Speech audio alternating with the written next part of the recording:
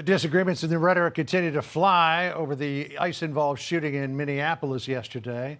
Let's bring in our panel to talk it over. Mary Catherine Ham, Fox News contributor, is here, along with USA Today White House correspondent Francesca Chambers and Fox News senior political analyst Juan Williams. Mary Kay, an awful lot of politics. Yes. Surrounding this, both sides coming to conclusions before an investigation has even begun.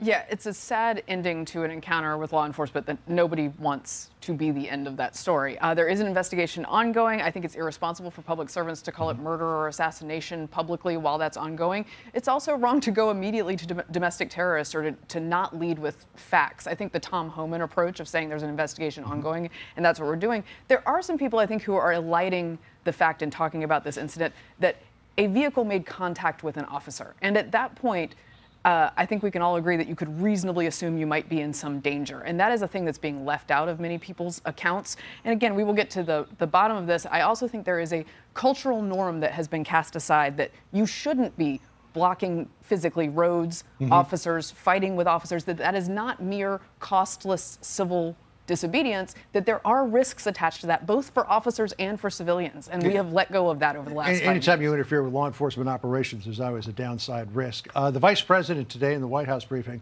left no question as to how he sees this. Listen to what he said. She was trying to ram this guy with her car. He shot back. He defended himself. He's already been seriously wounded in law enforcement operations before, and everybody who's been repeating the lie that this is some innocent woman who was out for a drive in Minneapolis when a law enforcement officer shot at her, you should be ashamed of yourselves.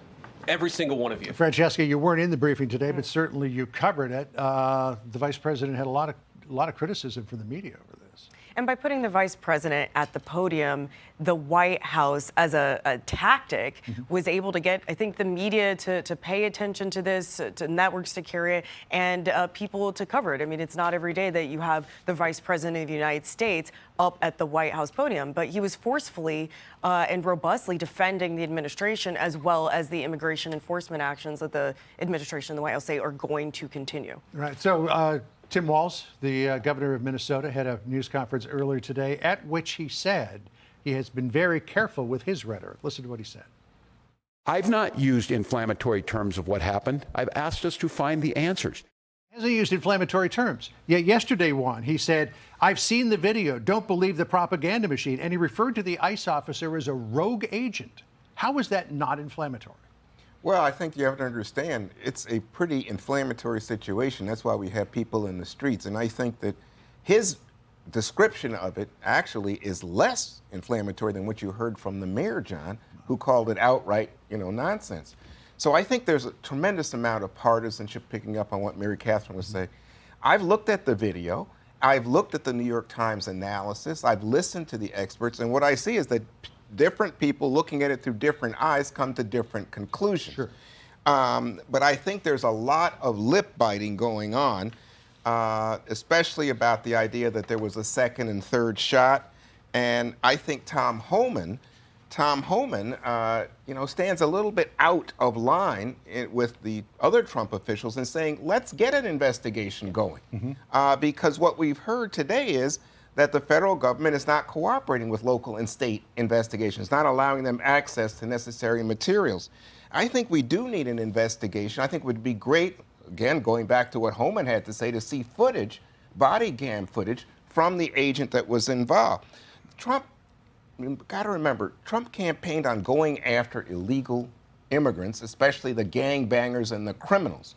But what we've seen is that the American people, and I suspect the people on the street in Minnesota tonight, they think they're going after everybody. And they're linking it to the fraud with the Somalis. It's like this thing is wild now. Yeah, well, I mean, Tim Walz at every turn says that it's Donald Trump who's out to get him, as opposed to potential failings on his part when it comes to all of this fraud. Juan mentioned a lot of this depends on the eyes or the lens with which you look at this through. Well, consider the lens of the agent who was involved in the shooting. 7 months ago, he was involved in an apprehension of a criminal illegal migrant. He had his hand inside his car, and the guy drove off with him, clinging to it. He was dragged for 50 yards. This is what DHS said about that. During a traffic stop, the illegal alien, Munoz Guatemala, refused to exit his vehicle. He tried to flee law enforcement, put his car in drive while the ICE officer still had his arm inside the vehicle, dragging the officer approximately 50 yards. This criminal illegal alien has been arrested and is in federal custody. The ICE officer was hospitalized and is expected to make a full recovery. So through the eyes of the officer involved in this shooting, who apparently had 35 stitches in his leg as a result of this incident, he sees a car coming in. Yes. He's previously been involved in an incident where he was pretty seriously wounded.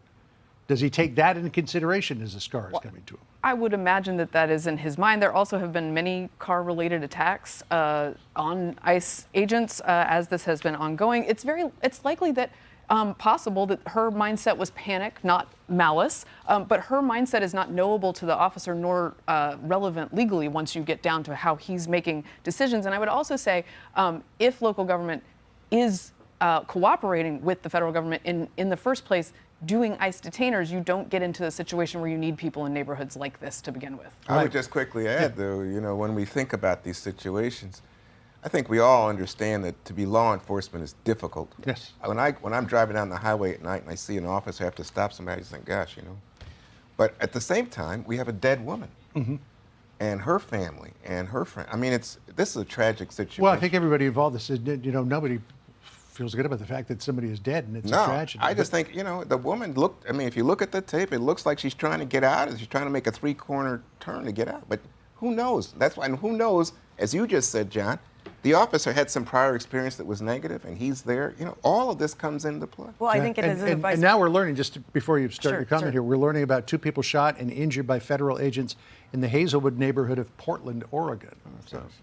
I was just going to say that, and as the vice president noted today during that briefing, we will now never know what was in her mind when that happened. But what was also very clear to me coming out of the briefing today is there's just so much distrust right now between the local law enforcement as well as the federal law enforcement. The Fed said that they're going to take control of this investigation. The local authorities are asking to be let in, and there's just so much distrust right now. Yeah, I mean, there's talk of bringing state charges against the officer who was involved, but he's got immunity because he's a federal agent who was acting in the line of duty. So we'll see where this all goes. Hey, Sean Hannity here. Hey, click here to subscribe to Fox News YouTube page and catch our hottest interviews and most compelling analysis. You will not get it anywhere else.